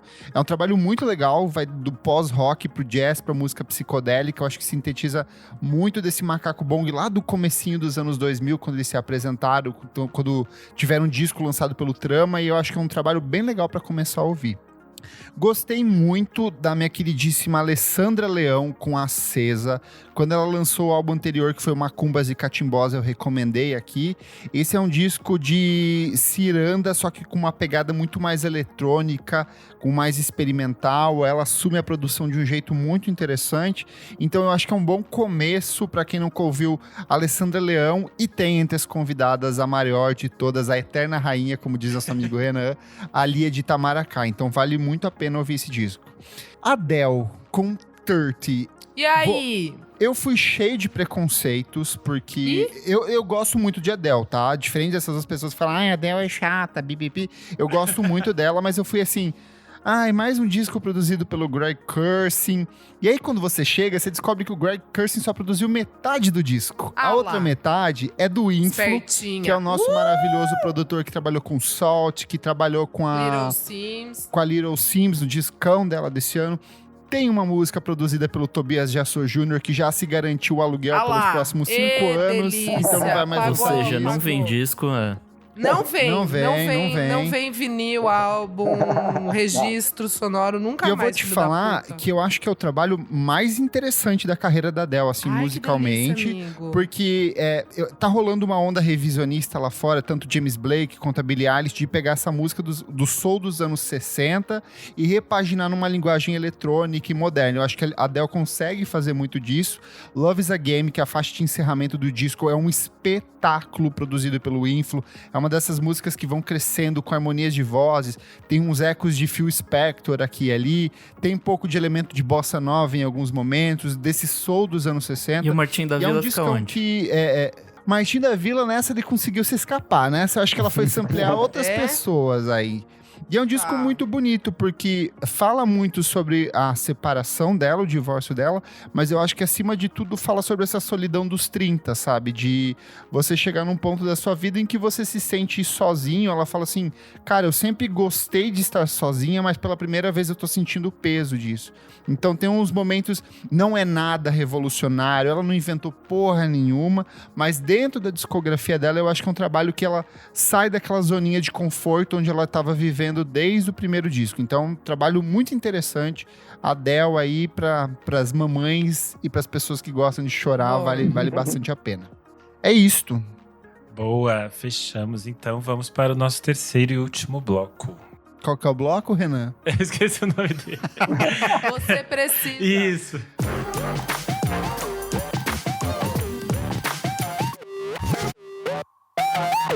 Pessoal, começando o nosso último bloco, você precisa ouvir isso, Nick. O que é esse bloco? Nesse bloco a gente dá dicas atemporais de qualquer coisa, basicamente. Vamos lá. Vamos começar com o nosso convidado. Marcelo, o que você traz pra gente? Bom, eu vou roubar no jogo. Tem música, mas não é essencialmente a música que norteia. Tá tudo certo. Qualquer coisa. Aí pode cerveja, que eu sei que você gosta. Você pode recomendar cerveja, fica à vontade. Inclusive, deixa eu encher o copo aqui. Tá rolando uma mostra online de filmes italianos. Aí, o site é festivalcinemaitaliano.com. São 16 filmes novos, 2011, 2021, 2020. Que legal. 16 clássicos liberados. Você entrando na plataforma, no site, você clica no pôster do filme e é direcionado para o Petra Belas Artes, lá para a plataforma da Petra. E eu vi 6 dos novos. O primeiro que eu vi, que se chama Morrison, eu fui ver exatamente porque tinha uma história de uma banda que se forma e tal. E o filme é horrível. Legal. Então não vejam esse, ó, gente. Não vejam Morrison. Tem um cara lá que quer ser um Liam Gallagher sem nenhum talento, sem nenhum carisma, sem nada. Assim. É horrível. E é o segundo filme mais puxado para música que eu vi e que eu adorei, tá na minha lista de filmes favoritos do ano. Se chama Una Relazione, que eles traduziram como uma relação. Eu preferia um relacionamento. Não leia nada, nem a resenha que eu escrevi, apesar de eu não falar nada sobre o que acontece no começo, mas os 10 primeiros minutos são espetaculares. São aquelas ideias que a gente tem na mesa de bar, assim, vou fazer um roteiro sobre isso e, cara, isso dá um baita começo de filme, e o começo de filme é esplendoroso. Depois dali o filme dá uma decaída, ele acaba caindo por uns caminhos meio clichês, mas ainda mantém um nível bem bacana.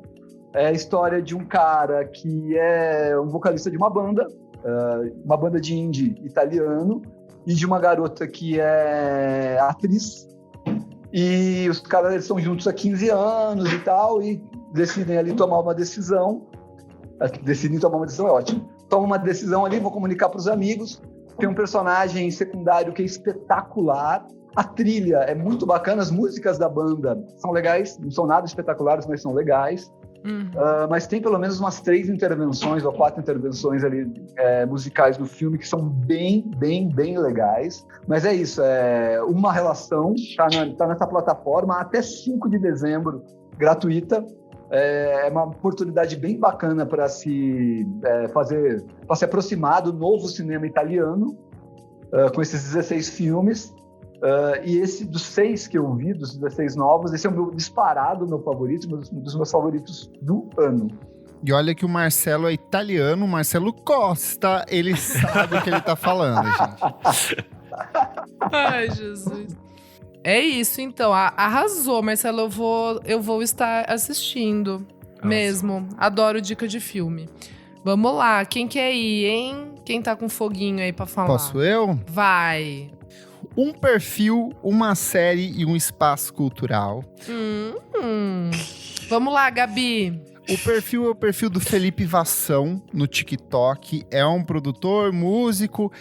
Eu acho que vocês já devem ter sido impactados por algum dos vídeos dele circulando pelo Twitter. Ele fez um vídeo comendo o cu do Ed Mota recentemente. Sample, sobre cultura de remix. Ele é muito didático, de um jeito muito versátil e muito gostoso de acompanhar. Tem um outro vídeo dele que viralizou também, que é ele falando do Amen Break. Ele fala de tudo, assim. Então, eu acho que vale muito a pena acompanhar ele no TikTok e seguir, porque ele faz umas explicações muito interessantes sobre diversos aspectos culturais do universo da música. Série, estou vendo na Netflix uma série belga, seguindo nos meus caminhos pela Europa, principalmente países nórdicos, de assassinatos, mistérios e outras coisas malucas. Sim. A série se chama Mandamentos de um Serial Killer.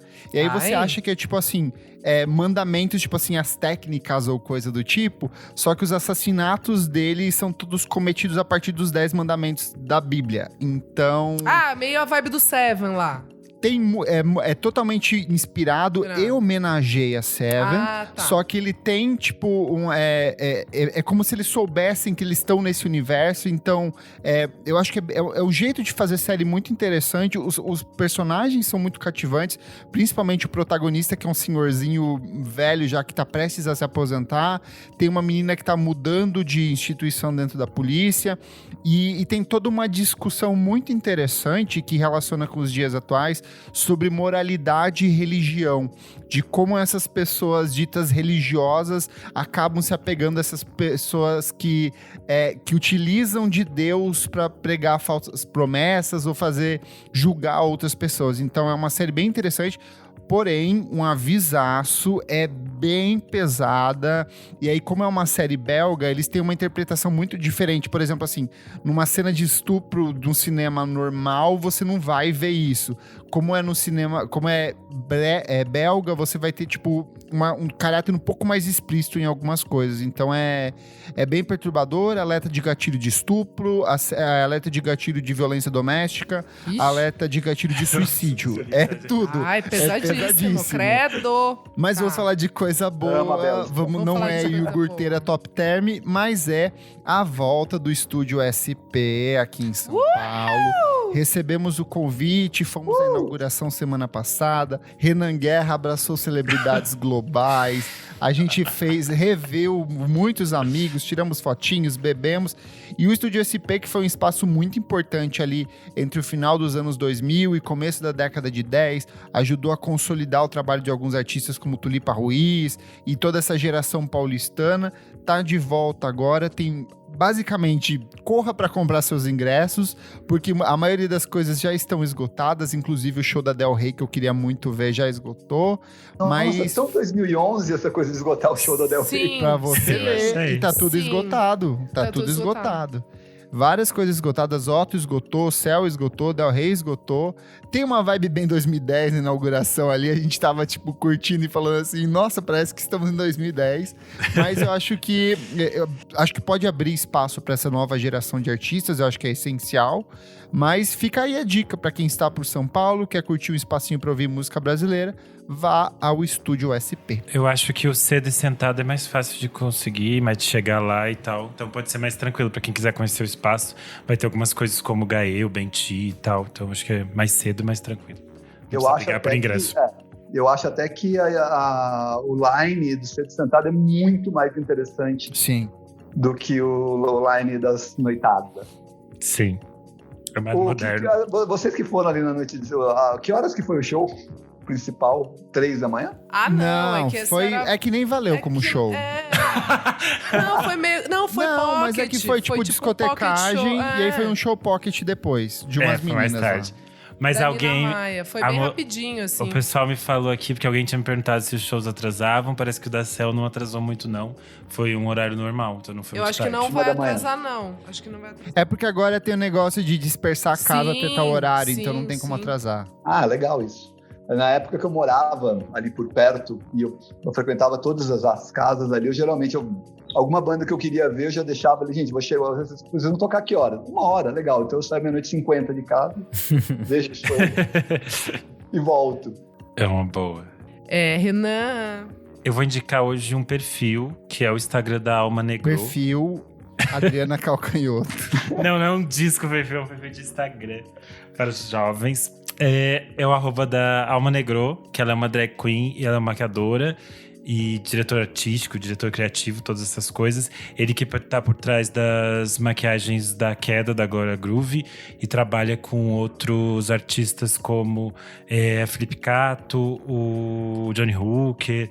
Ele faz várias makes para essas pessoas, mas acho muito interessante que vocês sigam ele lá para ver as outras coisas que ele faz, que são um pouco mais experimentais. Ele tem umas maquiagens super interessantes e diferentes, e ele também faz a direção criativa de vários ensaios de moda, essas coisas. Então, para quem é interessado nisso, eu acho que vale super a pena acompanhar o perfil dele, porque são coisas muito, muito lindas, assim. Ele é um artista muito foda. É isso. Nick. Bom, eu tenho aqui uma dica que é uma dica média, assim. Eu tô assistindo e tô gostando. A animação do Nick é uma coisa que me contagia. A nova edição do Cowboy Bebop da Netflix. Tipo, eu sei que tá envolto cheio de polêmica aí.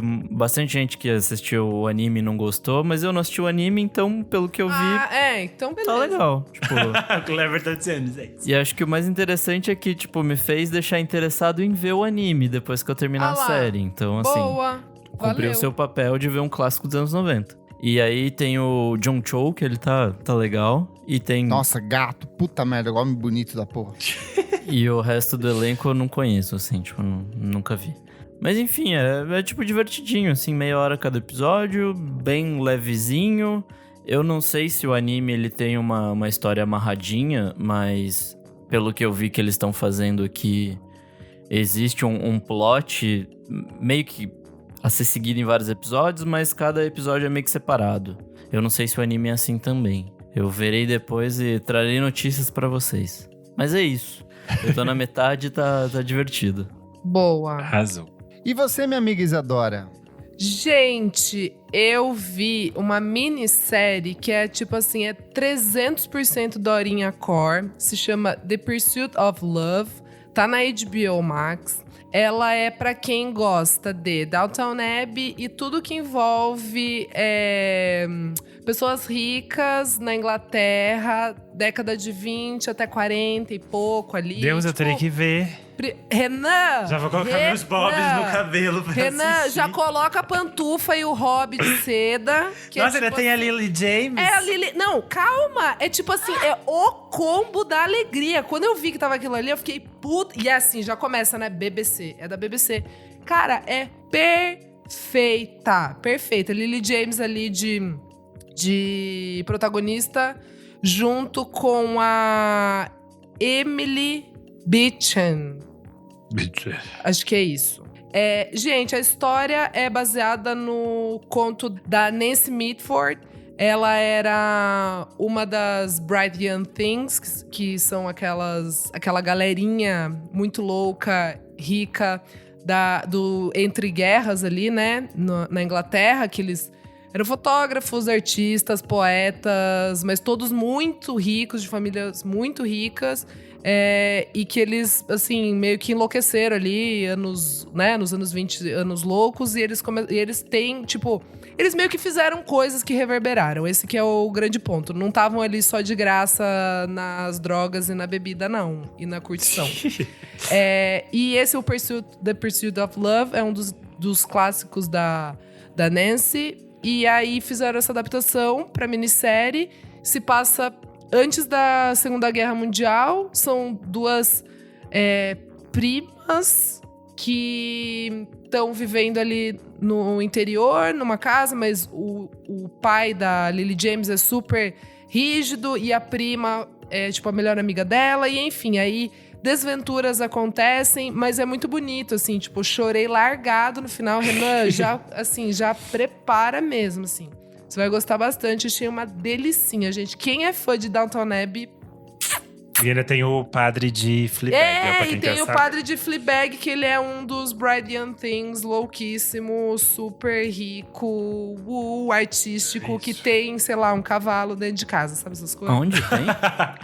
Na HBO. É Tá. minissérie. Boa. Eu assisti em um dia, são acho que 5 HBO, episódios. É isso. Pessoal, e a gente quer também deixar aqui um recadinho, indicação, né? Que essa semana teve o pitching do Coquetel Molotov. Eu, o Renan e o Nick participamos cada um de um dia. Foi um call que a gente acabou conhecendo vários artistas que o Coquetel Molotov indicou pra gente, né? E aí, em cada apresentação, eles falavam um pouco e mostravam o som deles. Então, a gente separou aqui cada um. Vamos? Cada um? Bora. Que a gente gostou e que a gente indica pra vocês ouvirem. E vai lá no perfil do Coquetel Molotov, que tá bem legal a programação, né? O festival aconteceu, incrível, sempre jogando luz em artistas novos que a gente vai vir a gostar. E também de clássicos, alguns clássicos que passam por ali. Bom, quem quer começar? Bom, posso começar. Como foi no primeiro dia, foi um dia legal. Teve a teve bastante gente boa. Mas quem me chamou a atenção foi um cara chamado Hugo Lins. Ele é um músico recifense e ele... a ideia dele é adaptar esses ritmos de lá e ritmos nordestinos, só que numa coisa, nova, assim. Então ele toca aquele... É tipo uma viola, mas é uma viola diferente, assim, acho que é bem mais regional mesmo. Tá. E só que é uma coisa, sei lá, bem contemporânea, assim. Então não parece ser, música super regional. Parece ser uma coisa, que a gente ouviria hoje em dia, sei lá, um Robert Pecknold, só que tocado no Brasil, sei lá. Achei bem foda. Tá, legal, amigo. Boa. Vamos lá, Renan, que foi no segundo dia. No segundo dia teve coisas bem interessantes, algumas coisas que já eram conhecidas aqui da casa, tipo a Calouve, umas coisas assim, muito legais. Eu vou indicar aqui a Caetana, que é uma artista trans, e ela tem um trabalho super interessante com conexões com símbolos afro e de religiosidade, e ela lançou um clipe muito bonito com a Daisy Tigrona, de uma faixa chamada Odoiá. Eu achei muito interessante porque ela traz a Daisy para fazer uma coisa completamente diferente, e o trabalho da Caetana também tem essa coisa de delicadeza, de essa conexão entre mulheres negras. É uma coisa bem bonita, eu acho que é bem legal e vale a pena conhecer. Caetana Odoiá. Boa. Gente, eu vou indicar aqui a Guma, uma banda que eu achei bem legal. Achei que mistura ali um rock, MPB psicodélico. O single que eu vou indicar é Terras de Ayoká. Achei bem gostosinho.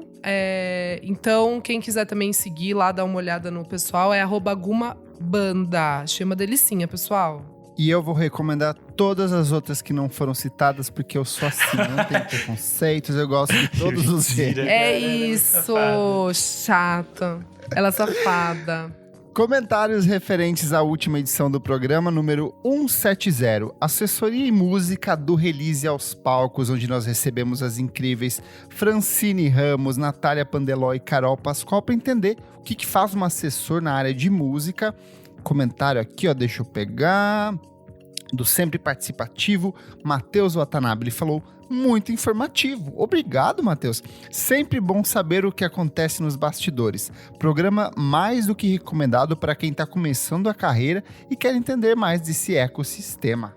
O @Matheus Ernest. Muito difícil. Ernest. Não, ele participa sempre aqui, pelo amor de Deus. Renan. Eu só peço pra ler o coisa quando tá junto as duas palavras. Precisa ter um espaço, eu não consigo, ter dificuldade. Enfim, a gente fez um negócio super sério aqui, ele comentou, eu indo pesquisar quem é Valentina Caram. Porque no meio... Meu Deus! A gente faz um negócio sério, mas no meio a gente mete uma palhaçada, entendeu? Mas aí, gente, pra quem não sabe quem é Valentina Caram, também tem que jogar no Google. É uma figura icônica. Eu acredito em Valentina Caram Supremacy. É isso. Comentário aqui, do Música Pra Ver. Ele falou, uau, quanta gente querida, rostinho, coração. Comentário aqui, da Isadora Almeida, ela falou, dando play, coração. Mas ela não deu play, né? Que a gente viu. A gente descobriu hoje que ela falou... Eu ouço o primeiro bloco. Mentira, a fake news. Igual mentira eu vou acreditar. Marcelo, dá suas redes sociais, fala do seu site. Você que já participou de uma edição incrível sobre fanzines, trouxe aqui um pacotão de fanzines numa gravação presencial ainda. Nossa. Fica à vontade para falar um pouco sobre o seu trabalho, onde as pessoas te encontram, esse espaço é seu. Bom, puxa, que pena que não é presencial essa, porque ia ser tão legal. eu sou o cara do Screenel, então tem o site lá, screenel.com.br, Instagram, Twitter. Tô aí para abrir um TikTok também para ver umas coisas aí, né? Para entrar nessa loucura. Eu sempre entro em todas as redes sociais uns 5 anos depois, então faz parte. Mas é isso, não tem muita coisa para falar, não. Acho que, tipo, cara, né, com 21 anos de site, assim, tipo, se ninguém conhece o Screenel até agora, não vai conhecer mais também, não, né? Mas assim, uma coisa muito legal, acho que da última participação para essa, que a gente começou a fazer parte da Faro, que é essa aliança de sites latino-ibero-americanos, tem um site da Espanha também, e a gente faz um boletim, além de outras maquinações que a gente faz aí embaixo nas redes, a gente faz um boletim aí com 10 dicas de cada país, então, de repente, se você quiser saber o que está acontecendo na Colômbia no mês passado, ou no Uruguai, ou na Argentina, ou no Chile, ou na Espanha, ou no México, as dicas estão ali por sites locais, sites como o Screenel, e que dão dicas assim de coisas quentes, coisas tipo com o viés de cada site ali, então é muito bacana. Acho que isso é a coisa diferencial da última participação para essa. Muito obrigado pelo convite de novo. A gente que agradece. Obrigada. Olha aí, Nick, você que há 2 anos falou que ia começar um projeto de ouvir músicas latinas e depois nunca mais, começa por essa lista. Nossa, Pô, o Kleber gostei. não dá, né? A playlist é matadora, já aviso, viu? Aí, ó. Eu sou o @KleberFak no Twitter e no Instagram, dicas diárias de música todos os dias. Eu sou @AlmeidaDora no Instagram, AlmeidaDora _ no Twitter. E, gente, essa semana saiu, se tudo deu certo, mais uma edição do meu programa lá na Veneno.live, do Alone Together. E minha convidada foi a Bebé maravilhosa. Então, assim, gente, vai de play. Eu sou _Renan Guerra no Instagram e no Twitter. Essa semana tem texto novo lá no Dentro do Meio. E é isso. Vamos comentar a novela junto comigo no Twitter. Eu sou @Nick_Silva no Twitter, Nick Silva no Instagram. E é isso aí.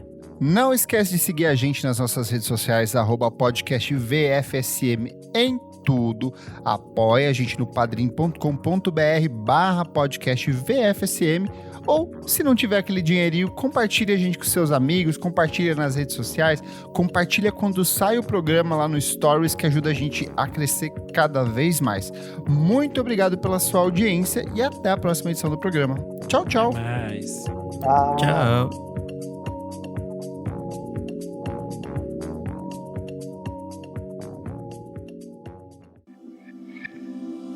Esse podcast foi editado por Nick Silva.